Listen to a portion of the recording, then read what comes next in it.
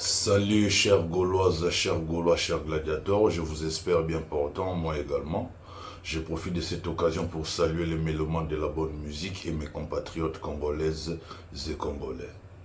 Eh bien chers amis, nous continuons avec notre promotion pour les prochains concerts de notre papa Hervé, le meilleur chanteur africain, qui aura lieu le samedi 7 juin 2025 en Belgique, plus précisément à Bruxelles dans la salle ING Arena. Et ben, nous continuons avec cet élan de promotion que nous avions amorcé depuis que la billetterie a été ouverte. Et au moment où je vous parle, il y a des tribunes qui ont affiché sold out. Le balcon a été mis à la disposition des fanatiques depuis quelques jours et ça avance très très bien. J'ai pu vous rassurer que avant le jour J, la salle affichera sold out. Mais je demande à tous ceux qui n'ont pas encore arraché leurs billets de faire le nécessaire et voire même de s'empresser pour acheter les billets car bientôt il n'y aura plus de place. Les Gaulois, les Gauloises, les gladiateurs et les mélomanes de la bonne musique sont tellement motivés à participer à ces concerts que les billets se vendent comme des petits pains. Félicitations tout d'abord à tous ceux qui ont déjà arraché leurs billets. Vous êtes franchement amoureux non seulement de la bonne musique de Ferregola, mais amoureux surtout de la culture congolaise. Et vous avez ce souci de voir la culture congolaise au travers de la musique congolaise se retrouver sur le devant de la scène. Félicitations à vous et félicitations à tous les mélomanes de la bonne musique, cette masse silencieuse qui adore la bonne musique de Papa Hervé Ferregola. Chers amis, je vous avais dit que ngai on a reçu la interpellation na sala ngo na ba sentimenté, na sala ngo avec le but de pouvoir bousculer les choses, de pouvoir changer les choses. Eh bien, j'avais plaidé ici, sollicité auprès de Papa Hervé, qu'il faut activer promotion. Vraiment, je tiens à féliciter Ferregola parce que, une fois arrivé en Belgique, à activer promotion, à sa conférence de presse où il est qui très très bien, na moni na RTBF, sobuluki na ba vidéo awa. J'avais proposé qu'il fera ça l'émission na RTBF, na moni na chaîne Moi Radio. Et ça l'ina bien. En tout cas, c'est comme ça que nous voulons promotion et démarrer. Il n'est jamais tard pour mieux faire. Ce qui est important, c'est ça. J'aurais bien voulu que cette promotion démarre bien avant. Au Ferregola amorcé, bien avant, mais il n'est jamais tard pour faire mieux. Donc félicitations à Ferregola. Chers amis, parlons-en, amour illusoire. Nalingi na yo rana ba avis na bino na en commentaire. Boki nzembo wana amour illusoire ndenge nini. Ponga na yoki musique classique. Na yoki rumba congolaise na kati. Na yoki slow. Na yoki, on dirait, tu sais, ma variété européenne, surtout française. Niveau Ferregola a changé temps. Niveau Ferregola sakanana. Style la musique moro boy. Oyo eza style moro international na ndenge mabete. Je me pose la question de savoir, est-ce que Zapona yango tende Ferregola azora bitumba? Est-ce que Bobundisa Ferregola te pona savoir faire nae? Je pense que j'ai ma réponse. Et je pense que nous tous, nous avons notre réponse. Ferregola est combattu pour son savoir-faire. Nandenya Mabete, son rival Fali Poupa, ayembara naeba style. Maintenant, Noemba Nzembuloko la regarde-moi et je ne pense pas qu'il y ait un amour illusoire. Autre chose qu'on a comparaison, on a une rivalité na bango. C'est impossible. Un rôle impossible était pour ça pas artiste, chanteur, artiste, musicien, mais je me permets de dire que c'est impossible parce que je ne pense pas qu'il y a un na vérité, na réalité. Théoriquement, la musique, mon toutou au salango. Mais kokoka niveau mususu na ba style mususu na ma mususu c'est pas donné à tout le monde. Ce n'est pas vraiment donné à tout le monde na ndenge mabete. Je ne pense pas qu'il y a Okokayamo, je ne pense pas. Sérieux, je suis très sérieux en vous disant ça.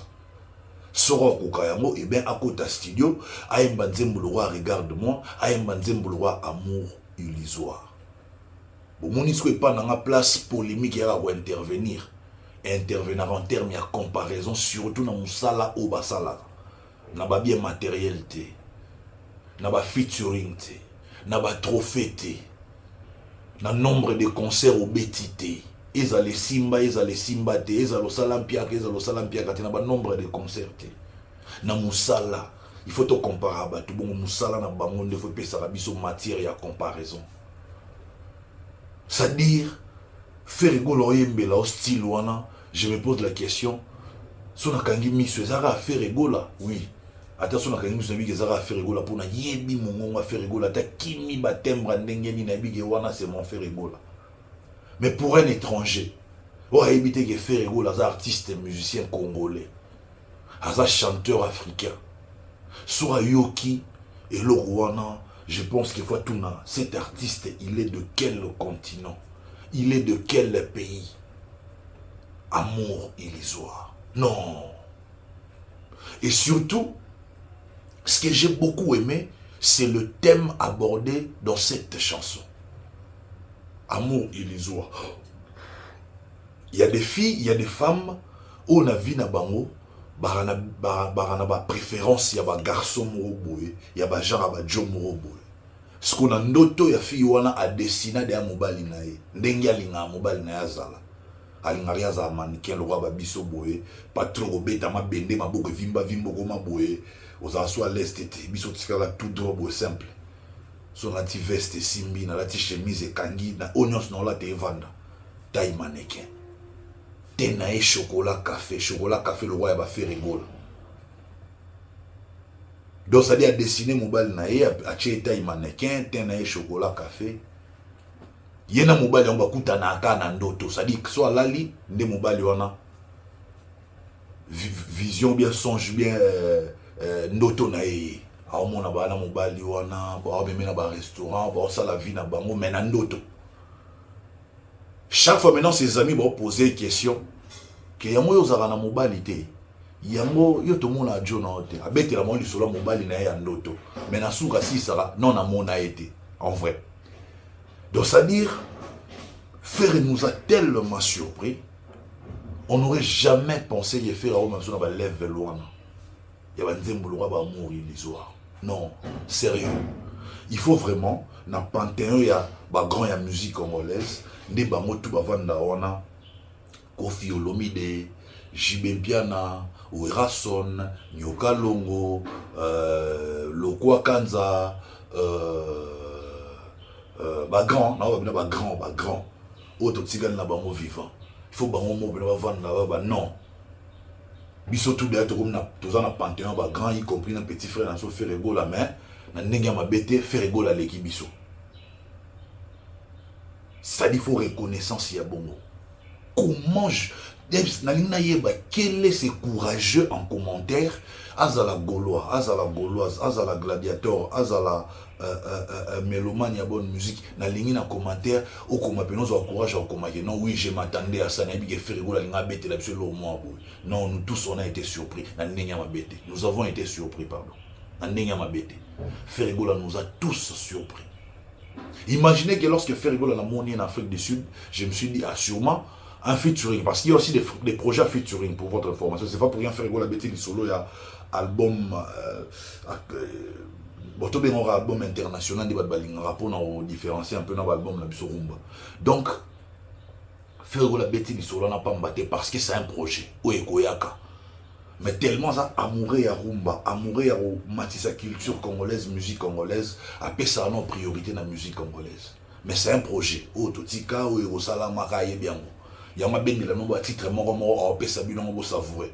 Abendela bino pyromane, abendela bino nini dernière danse, abendela bino regarde-moi, si vous abendela bino amour et les soirs. Au moins, dans 4 titres, vous avez déjà une idée si aujourd'hui Ferregola sa télé à faire un album urbain, plus qu'urbain, c'est-à-dire international. En tout cas, vous avez déjà cette image, il y a l'orobo vivre, et l'orobo monde, et l'orobo consommer. Je comprends maintenant place ba guerre et outa, place bitumba ya Ferregola et outa. Les padres vont te défendre, c'est un plaisir. Parce qu'on ne défend pas n'importe qui. On défend celui qui a le savoir, la musique. Celui qui a ses charismes. Les seuls qui peuvent nous représenter valablement en termes de chanteurs. Somalobi que chaque pays en Afrique a sa chanteur. Nango, Nasuka va retenir 5 chanteurs. En Afrique Mobimba. Bisso na Congo, tu dis que ce que tu Ferregola, eh bien, tu as assuré, tu as parmi les 3 premiers. Je répète, na Congo, et pardon, en Afrique, chaque pays a un chanteur. Et puis, dans Souka, il y a concours, wana, bah, qu'on retenir 5 chanteurs, il y a 5 pays différents. Et bien, si on envoie Ferré, la RDC est assurée, il y a aussi ça parmi les 3 premiers. Son habit le premier, et comme par prétention, dans sa prétentieux, Tomimon na banani, il y a un habit dans Tuika, Batouba pour un classement, mais parmi les 3 premiers, il sera premier, il sera deuxième, il sera troisième, Batouba pour nous. Je ne veux pas frustrer les autres Africains. Mais notre Ferregola, c'est les meilleurs chanteurs africains, et je prends la peine de le dire ici. Et je le dis en français pour que le message soit à partager. Dites à tous les autres artistes chanteurs, je précise, les artistes chanteurs africains, votre numéro 1, c'est Ferregola, le padre. Il est originaire de la République démocratique du Congo. Il réside en RDC, plus précisément à Kinshasa. Donc j'aimerais, s'il y a un artiste chanteur africain qui peut faire mieux que Ferregola, Abima même dans les réseaux sociaux, à ses présenteurs, que moi je chante mieux que Ferregola, comme ça tous les Africains pourront juger. C'est la réalité. Et c'est ça, mon modus operandi en termes de marketing. Je prends le côté fort de mon produit, de mon artiste, je le mets en exergue. Je m'appuie là-dessus. Et vous verrez que c'est la meilleure façon de faire le marketing. Mettre en exergue le côté fort de son produit, de son artiste. Et je l'ai toujours fait, même quand j'étais encore actif, aux côtés de l'artiste musicien Ferregola, dans son bureau administratif. Donc aujourd'hui, tous les combats où ils ont commis dans la carrière de Ferregola, ils ont comprendre maintenant qu'ils ont pour un savoir-faire. Ils ont ma lumière, ma savoir-faire, ils ont écrasé totalement. Que personne ne parle plus de Ferré. Vous avez entendu mon petit, le petit que j'appelle souvent fou, le petit Ken Piana. Ce qu'il a dit dans l'émission, il y a David de Mombele.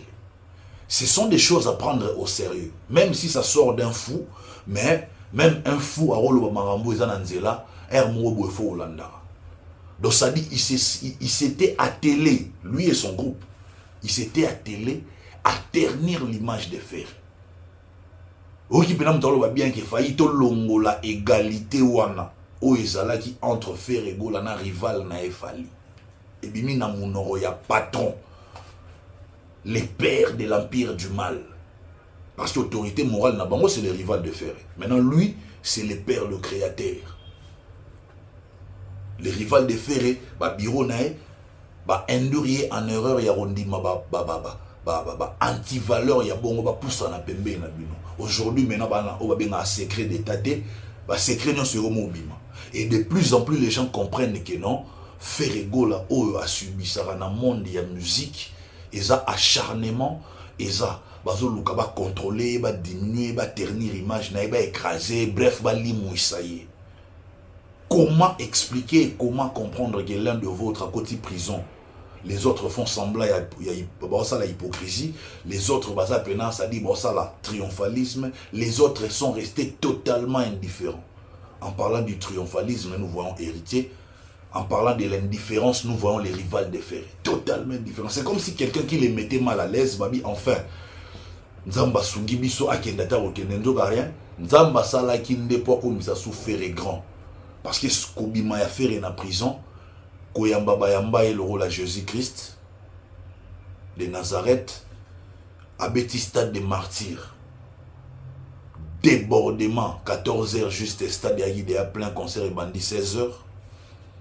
A Béti double Adidas Arena, oh non, nous Congolais, moi, Salate, Kobeta double concert. Congolais, on va dans la RD, ça va dans la RD, ça va dans la RD, ça Béti double concert.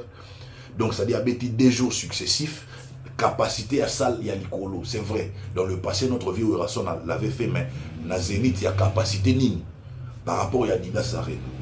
Donc, à qui Robeta na Mboga, on va banga au concert, na Suisse, na Genève. Et aujourd'hui, à la sold out ya solo na ING Arena le samedi 7 juin 2025. Dites-moi, un tel artiste ne mérite-t-il pas d'être défendu avec autant de valeur? Malheureusement, na autorité na mboroté, na zata ministre culture, na pesa ferego la place des choix. Ce type mérite pas ça les monuments. Na nenya mabete mérite pas ça les monuments pour la valeur aux pesa Congo. Valeur oiseau pesa Congo. Vous savez, quelqu'un oiseau va trophée naïe, trophée ça yaye, ce sont des récompenses individuelles et servir Mbokane Loroté. Qu'on représente Mbokeza Lorane na lobby non, quand on parle du meilleur chanteur africain, parmi les meilleurs chanteurs africains, autant à faire égaux. Et débat même si c'est pas lui le meilleur, si c'est pas lui le numéro 1. Nasuga Noba, il est de quel pays? La République démocratique du Congo. Ah, c'est qu'au Congo, il y a des chanteurs talentueux.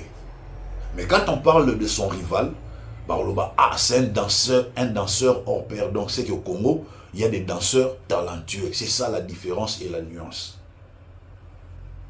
Dans un côté fort, il y a chacun. Parce que Ferregola aussi danse très très bien. De l'autre côté, son rival aussi chante un peu bien. Mais ce point fort, c'est qu'il a concentré mingi. Koyemba, oyo a concentré mingi, kobina. C'est ça la différence. Donc on ne peut pas se voiler la face aujourd'hui. Ba combat nyonso ya ferré, eza po ayebi koyemba, ayebi musique. Tala niveau aza à l'aise na ba style nyonso. Car empire du mal on a ba petit na ba fouken piana. Qu'est-ce qui s'est passé? Est-ce que Ferregola koyemba na français? Est-ce que Ferregola kobima na zone de confort na rumba asala style mususu? Aujourd'hui maintenant ce que Ferregola est en train de faire, c'est au-delà de notre imagination, au-delà de nos attentes. S'il vous plaît, chers amis, à un moment donné, il faut tout zone normal. Tout reconnaître grandeur, il y a ces grands messieurs. Moi, je n'entends pas que tout perdre Ferregola Koufa pour nous, que nous avions un grand artiste chanteur qui répondait au nom de Ferregola, rendons ces messieurs hommage. Je ne les ferai pas. Je les fais maintenant parce qu'il est vivant. Il faut qu'il mérite tout la place de choix. Il mérite sa place dans le panthéon, il y a grand. Dans le gratin, il y a grand artiste et musique congolaise. Il est là, il est présent. C'est ça la réalité. Nous ne pouvons pas nous voiler la face. Et puis il est humble, c'est le j'aime chez Ferre. Il est très, très humble. Très humble. Donc c'est-à-dire, au monde qui non, la conférence de presse a dit non, moi l'eau moi mouké zoya. Ah bien moi l'eau mouké. Ah Ferregola. Amour il isoire au bien moi l'eau mouké. Donc, mon père n'a regarde moi l'eau mouké zoya. Wana bilora mouké. Eh, na mona ba artiste ba aime nzambe ba pesa na qui fait Ferregola ba garder la cerveau na ba pesa na so qui fait Ferregola, c'est-à-dire Ferregola ndazala na comportement na ye humble tout ça ma moto plus savoir faire na mona voix ba pesa nango mais ba garder la cerveau na côté gladiateur eza. Est-ce qu'il y a un artiste musicien congolais ba pe malisusu ba souffler tandam. nde boyebi état d'esprit na ngai ezalaka bapesanga ki Ferregola. Mais bombe nde koti na musique ya Congo bolala pongi te boza mal à l'aise moko mais bosepela parce que Ferregola c'est un humaniste ayebiki mutu to aluka kwanga na ye arocha mutu to mal à l'aise te mutu na mutu fa aluka kwanga na ye aolakisa te ke ye nda yebi koleka bato nyonso akanga espace nyonso atika espace te alakisa ke Congo eza monene tout le monde a na place na ye na Congo oko régner na coin na yo.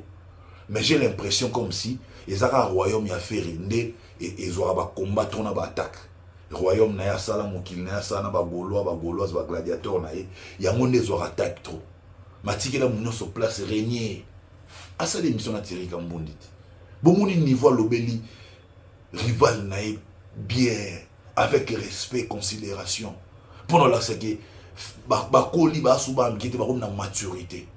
Ça dit Ferregola c'est comme du bon vin. Plus il grandit, plus il devient meilleur. Plus il devient très très bon. Mais de l'autre côté, plus ça grandit, plus vous bezo cola. Mais Koto ne pas faire. Plus ça grandit, plus il y a de la maturité, compréhension, intelligence, sagesse. Donc ça dit version il y a faire automona mikolo niveau tolé la version o. Mais si go au-delà il y a version malamoana na rotika terrain vide te. En tant que le père des gladiateurs état d'esprit ça toujours. Il faut toujours ça ba kafar ba mpc ba bangungi bandindi que faire à niveau na binoté il faut beau souffrir na savoir faire y a faire. Faut rappeler à bango. Vous comprenez? Banguna nanga bakotera même et pas ya ba proche ya Ferregola pour ba proche ya Ferregola ba utiliser ba petit mo ba lega na TV ba manquer nga ba bité que j'ai une mission précise. Cette mission c'est de protéger cet artiste. Buzobe komate tant Buzobe ya na okasa mba moro. Même lui-même Ferregola, il a du mal à comprendre mamsu na sala ma ya comprendre toujours après. Ya mon moninga na loba na batu. Ferregola c'est mon grand frère. Ce qui n'a débordé, il va prendre son téléphone, il a sepelté de l'euro sali trésor. Mais du moment où il ne le fait pas, petit nangaï, moutoua tinda yoto les gana TV contre moi. Moi je suis un soldat bien formé, un commando de guerre. Dans la spécialisation et neutralisation et adversaire. Notre via méca qui n'a neutralisé via vandicalement concentré concerné à Adidas Arena. Rival ya faire meki na neutraliser bango tout empire du mal ba paiement ngam na banda mambo de masquer ba velléité ba stratagème stratégie empire du mal ngam na banda mamno so na lelo na mo récolter ka gloire ya raison Congo la zaka na raison Congo la na raison na yebara yango déjà seul un ninja peut tuer un ninja ngam na neutraliser ba sortie médiatique tuer héritier mikolo héritier vandi calme. Ils ont la puissance parce que moi j'ai pas le temps de répondre des cafards. Moi je réponds les leaders. S'ils parlent, je viens. S'ils restent calmes, je l'applaudis, je dis c'est comme ça que tu dois te comporter envers ton vieux frère. C'est comme ça. Dans un maman na commando chargé de neutralisation, na yebi tactique ni na utiliser pour neutraliser l'adversaire. Donc ne venez pas me conseiller na buzo boya ou pas problème rien. Si on a neutralisé la vie na bisoté et que tu banga qui te vend dernier, vient na continuer na intention na baba yenjare. Comprenne qui pourra. En bon français va comprendre qui pourra, va comprendre qui pourra, te comprendre qui pourra. Il faut toujours apprendre. Même dans le débat politique, j'ai fait des miracles là-bas dans zone qui s'abattent na banzela. Donc, c'est-à-dire, il faut comprendre que Bitumbo na bunda cher Gaulois, cher Gauloise, cher gladiateur. Na bunda Bitumba contre réseau, il y a armée numérique, il y a warrior. Na bunda Bitumba contre réseau, il y a Batumo ba créama ba benga moso ba spirine, so ba spiritu, tout so nini bref. Na bunda contre réseau, il y a armée numérique, il y a ba wengemen musuo bazano na ba nostalgique ba takangai et tout na politique nazo bunda contre réseau ya armée numérique ya Rwanda ba sabona na ba page na nga trop ba ya ba film ngai no bunda contre réseau ya armée numérique ya Moïse Katumbi ya Martin Fayulu ba kisa ya Kabila po ya Kabila ko nde bazake belé bango tout ba ya ba film nga na ba commentaire. question ba décourager nga o raso ba na politique zonga na musique te awa eza musique boyo chande ba commentaire wana awa kuna siwe za politique kuna to beta ba musique te kuna eza science nde loba na corriger na bateau na kuta wana dernièrement na betele mino tsoke to corriger Nico Faye na outil sous corriger Louis France. Donc je suis en train de démontrer capacité cognitive dans le monde politique. Et c'est là sans soutien, je me bats seul.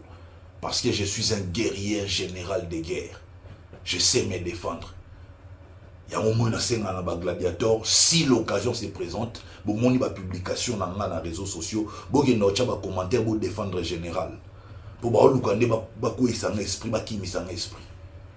Monde politique eza elo na kanana sala banda na botama yango na sala d'études politiques yango na binabisa batu avant même na kota pas rival ya ferry nazalaka déjà détenteur ya diplôme ya premier cycle diplôme à premier cycle là si diplôme to benga ya gradué na ara ya gradué avant na kota et pas rival ya ferry gola na ara ya na diplôme ya gradué en sciences politiques er na komi pas ferry gola en plein qu'au travail na faire gola na profiter na zone na aussi sa classe na 2021 na 2021 jour ba collé biso nga en tant que détenteur ya diplôme ya second cycle donc diplôme ya licence Chadari Emmanuel Chadari yé azoi collation na yé en tant que professeur pour au défendre thèse avec la mention grande distinction ngai na réussir avec la mention distinction.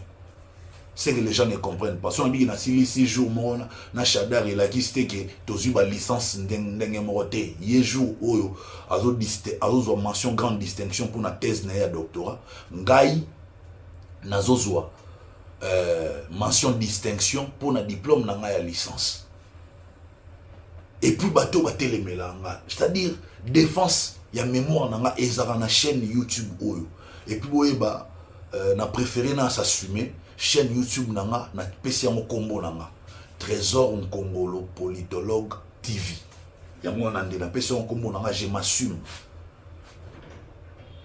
Donc elo na rolo bala bino yango na j'aimerais ici vous comprendre que nazana bitumba et j'ai besoin de soutien à Gaulois, soutien à gladiateur boké na ba réseaux sociaux nanga nyonso banda na TikTok nangai on a comme trésor.politologue, vous s'abonner et puis vous allez on a pour vous faire un commentaire pour défendre Trésor Congolo. Vous avez une page Facebook dans la comme Trésor Nkongolo officiel Nkongolo dans la lettre N. Comme Nanou par exemple. Trésor Nkongolo officiel. Vous avez des pages Facebook nanga et puis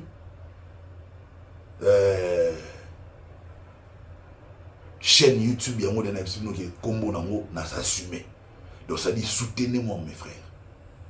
Ici, nous sommes dans l'analyse. Tout ça, l'analyse intelligente. Pour nous remarquer, pour qu'il y a l'analyse, nous sommes idiot, vandi, rabaisser ferré, valeur artistique, il y a ferré, incapable de défendre ferré parce qu'ils sont sous-traités par le rival de ferré. Bon, il y a une analyse. Bon, est-ce qu'on analyse objectif? Bon, il y a une analyse, il y a solo avant. Tant que analyser amour illusoire na ligne siko ba luka na banzembu nyonso rival affaire abimisa na album na yeso design ba world international nzembu e hotelemana regarde-moi na nzembu e telemana amour illusoire na ligne to sa comparaison vous verrez qu'il est zalate vous verrez qu'il est zalate. Donc chers amis gaulois, chers amis gauloises, chers amis gladiateurs, soutenez l'un de vôtres. Nazana politique, soutenez-moi. Émission tout politique dans les cas, faut mettre des commentaires.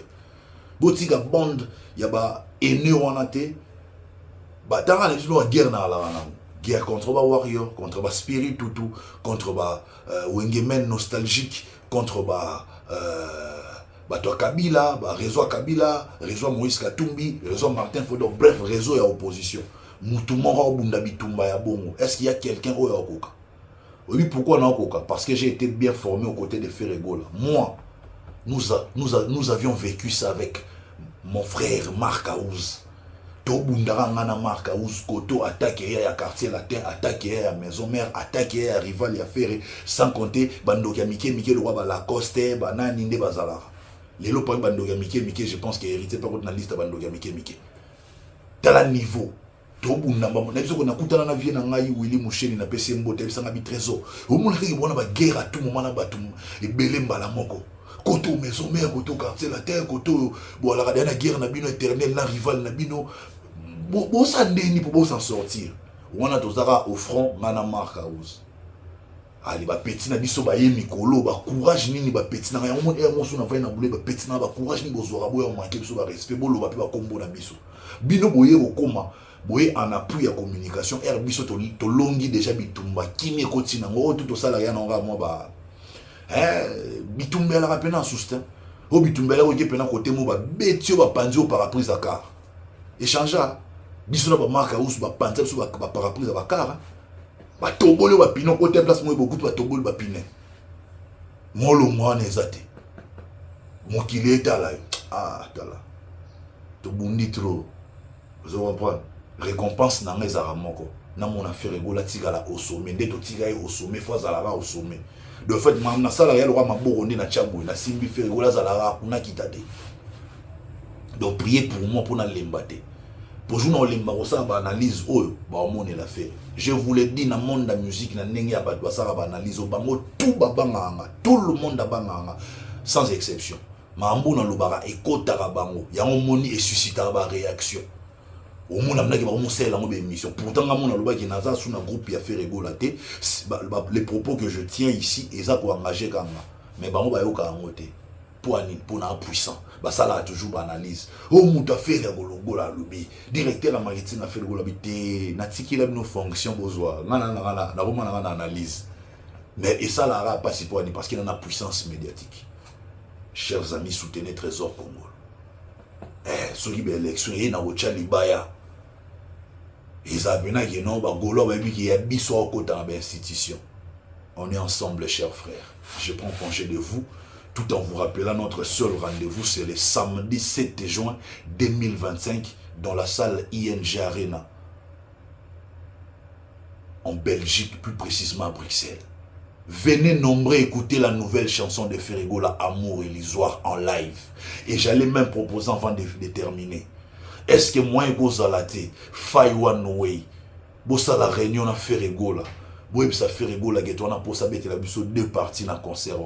Première partie, pardon, et la acoustique. Attends, il y a 30 minutes. Dans 30 minutes, sur l'acoustique, il y a un là. Regarde-moi. Amour illusoire aibi biso na barumba na biso ndamunda sala biso acoustique a beta musko en live et puis deuxième partie tozongi na bandeke na biso ndezala ya Congo ndeto mesana ça dit acoustique on na oloba Ferregola a telemi na centre ya podium lumière wana o ekitaka ezwa kai podium emona na te yika mto yemba to ra son ya guitare eza ko emporter biso ide na ngapena ya ngwana nzambe na ngai fallait nazala pour ido et ça la mamba on prend un niveau na chaka Ferregola la pression mais bon je l'ai dit ici bah bon c'est là beaucoup ici idée on a Fai One Way bah Fai One Way a proposé au ferry tout le monde n'a pas minutes et 30 minutes kaka entrée na peine ça entrée moi acoustique 30 minutes kaka bandi na nzembo regarde-moi elle biso amour illusoire aibeli biso denzembo ya rumba wa beta na acoustique o ebimara wana abakisi yango wana après 30 minutes zongi na banteke na biso de tomesana. Et ça a biso grand bien et surtout alignan aux années bandel parce que moni ne bandel à concert voix artiste et zarapena à l'aise pour les après bah côté moro boé comprendre que non ayembi trop et c'est mara moi ko paiement moi nini parce que ça stress avoué ko koma mais Ferregola auto ebi il a toujours résisté et tenu le coup. On est ensemble, prenez soin de vous car chaque jour est une vie.